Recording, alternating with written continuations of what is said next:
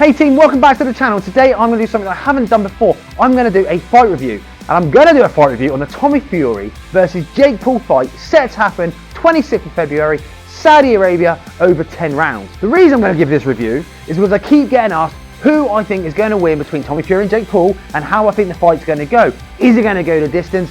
Is there going to be a stoppage? Who's going to do what? I'll be honest, up until this point I haven't really studied either boxer enough to give you an honest opinion. So I thought I'd spend some time, do a little bit of research on both the fighters, have a look at their styles, have a look at their last fights, and come up with how I think the fight's going to go, my strengths and weaknesses for each boxer, and like I say, my prediction. So wait till the end of the video where I'll give you my prediction, but let's jump in and take a look first at Jake Paul. Okay, so Jake Paul started life off on the Disney Channel. He then progressed onto YouTube, built up a very big audience, became an influencer on YouTube, and then transitioned into boxing and tried his hand at that. So for the amount of time Jake Paul's actually been a boxer, he's very good. He's progressed very well, he's learned a lot, and he is very good. But we're not comparing him to someone else that has been in the boxing game as long as him. We're comparing it to someone that's been in the sport for quite some time, and I think this is where we're going to start to see the differences. But let's have a look at Jake Paul. So the first thing I noticed is he has scored some knockdowns, and I think that was the very first thing that I wanted to have a look at. How did he score the knockdowns? Was there a go-to punch? And as everybody knows,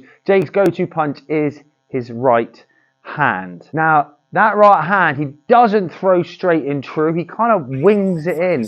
He kind of almost drops it, not quite to the hip, but he does drop and he swings it in. He brings it in really, really wide. Now, the success he's had with that right hand has been when people have been running, and I do mean quite literally running towards him. So they run onto that right hand. So they've made that punch even harder. And the only other time where I've seen it land and scored a knockdown, the guy had been pretty much stood still. I think, yes, there's power in the right hand. Jake knows it. Jake wants to use it. But in doing so, he telegraphs it.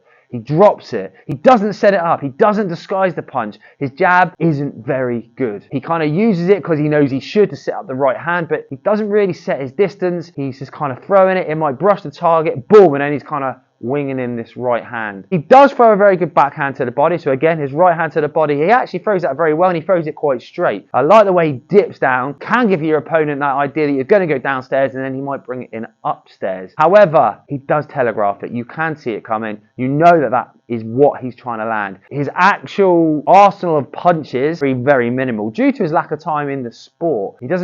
I say he doesn't understand the combinations. He probably does understand the combinations. He may have thrown him a bit on the pads. He understands them, but his go-to when he's actually competing is generally that right hand, right hook to the head. Tommy will have to be aware of that, but I can assure you Tommy will understand and will know that is Jake's go-to punch. The other thing that bothers me a little bit about Jake, and again, due to his time in the sport, is first of all his defences. He hasn't got any other defence than his forearm block. As soon as anything comes towards him, his hands go high. He's quite negative. I don't think he's looking to counter very often. I think he's looking to catch. All right, now we're clear. I'll punch. Or catch. And now I'm going to move my feet and get into more space, into an area of the ring I feel more comfortable, and then I'll try and catch them as they come back in. So he doesn't really look to counter punch too often. Catch the shots on his arms, wait for the trouble to be over, then throw back. Now against someone that can put punches together and have a good shot selection, he could come unstuck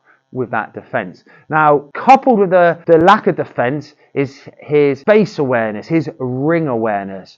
He spends a lot of time either on the ropes or too close to the ropes, which gives him nowhere to go when the punches come. So as soon as someone comes forwards, he'll find himself very quickly in a bad position with his back to the ropes, squared up, hands tight. Again, against someone that knows what they're doing, someone that can pick punches, I think that's going to be a big problem for Jake, and something that he's going to need to learn and to overcome to have any success if he's going to do well against someone like Tommy Fury. So for me, Jake needs to understand he has power in the right hand. Also understand he doesn't need to use it for every single punch. He needs to change the pace a little bit. He's very kind of one pace. So he needs to change the pace. He needs to get Tommy thinking about maybe the jab to the body, maybe the lead hook to the head. Just give him something else to think about to then, boom, bring in the backhand. Does he have enough time? Has he got enough experience to put that in before the 26th of February?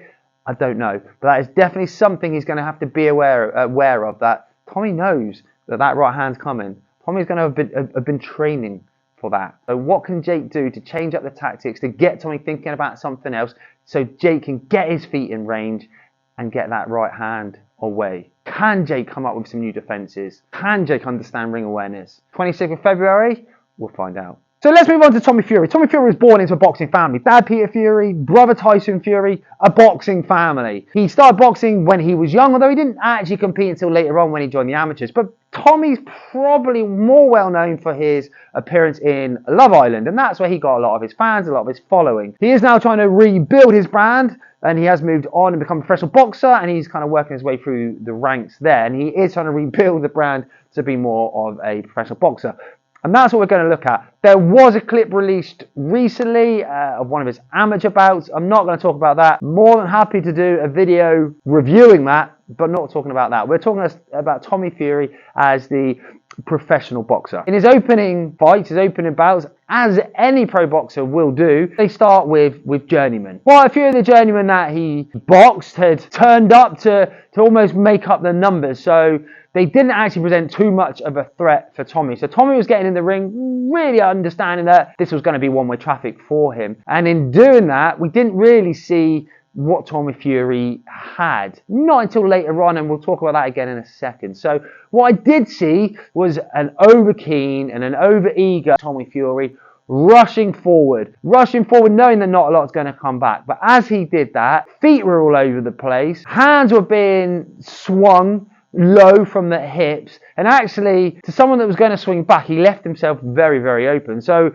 in his early fights, I was a little bit worried that if he continued doing that and took that into the Jake Paul fight, it's a good chance he could get chinned by one of Jake Paul's right hands. However, I watched a fight against Jordan Grant, and this might be quite controversial. I believe that Jordan Grant probably beats Jake Paul. Now, the Jordan Grant Tommy Fury fight, if you haven't seen it, I'd recommend going and watch it, because that was a competitive fight.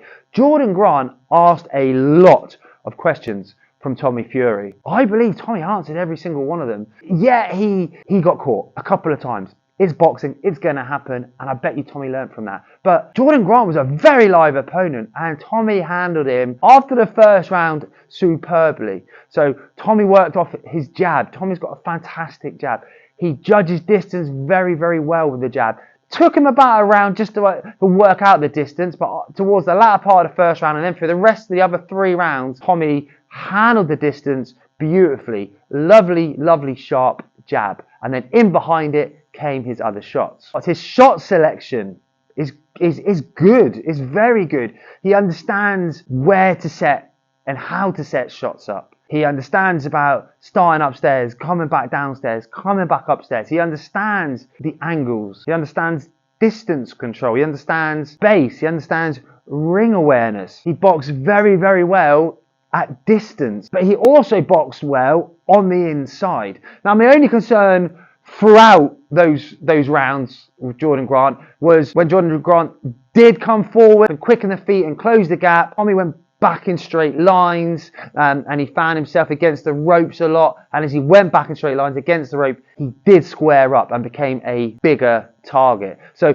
that's something he's going to have to look at. He can't keep going back in straight lines. He needs to understand that left and right are his friends, and if he does find himself against the ropes, being square is not where he wants to be. However, he did show some very good defences during that fight. It wasn't all foot. He used his head defence very, very well. He used hand defence, and he was looking to counterpunch off of it. So he's looking to be very positive with his defences.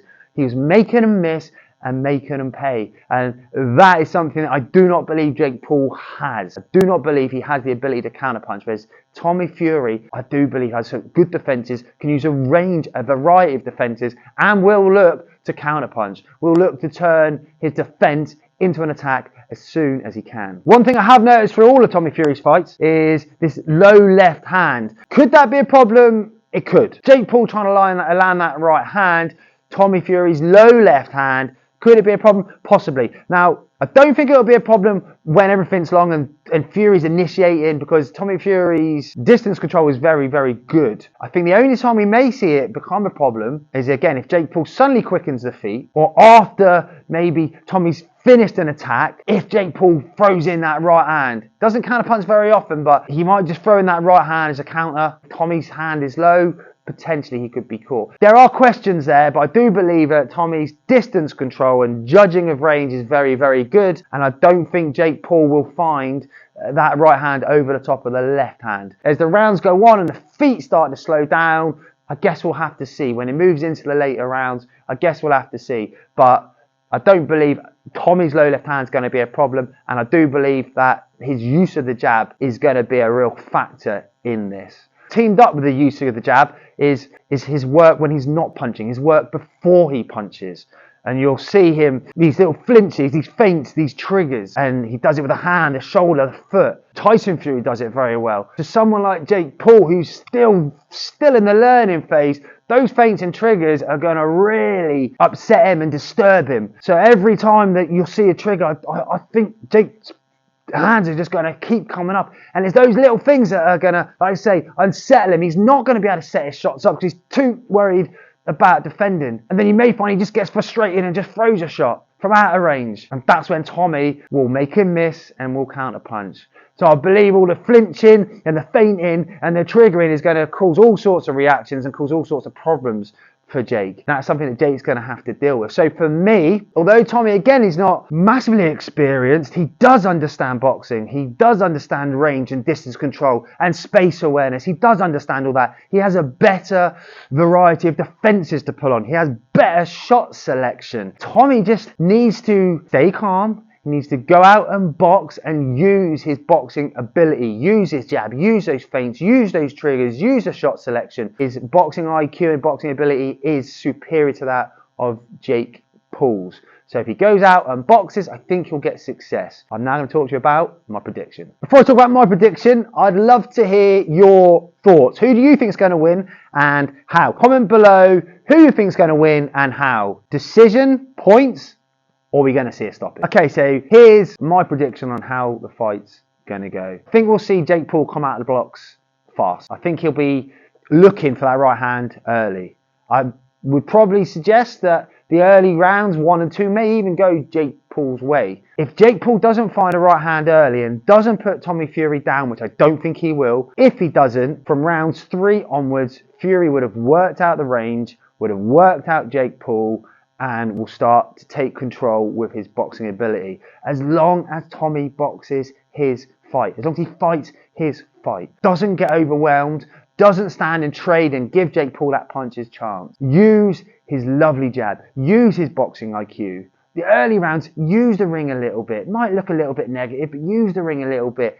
Judge his distance. I see Tommy Fury towards the later part, maybe from rounds 7 and 8. I think that's when you'll really see him step on and force a stoppage. I don't think this will go to distance. I think Tommy will step on him in the later rounds from 7 onwards, and I think we'll see a stoppage. The only way I believe that'll be different is if Jake Paul manages to find a right hand in the earlier rounds. Finds, I'm going to hate to say this, but finds a lucky punch potentially in the early rounds, or Tommy Fury stands and trades with him in the early rounds and we see something land. I think that's the only way Jake Paul wins this. Otherwise, I think you'll see Tommy Fury, as the rounds progress, break Jake Paul down. And I do feel from round 7, 8 or 9, I think we'll see Tommy Fury stopping Jake Paul. That's my prediction. I'd love to hear what you think. I'd also like to hear what you thought about this fight review. If you enjoyed it and you want to see more, then I don't mind doing more. Again, put that in the comments. Let me know if there's any fights that are coming up that you'd like me to review. Guys, I've enjoyed bringing this to you. Don't go anywhere because there's 2 other videos here that you can catch.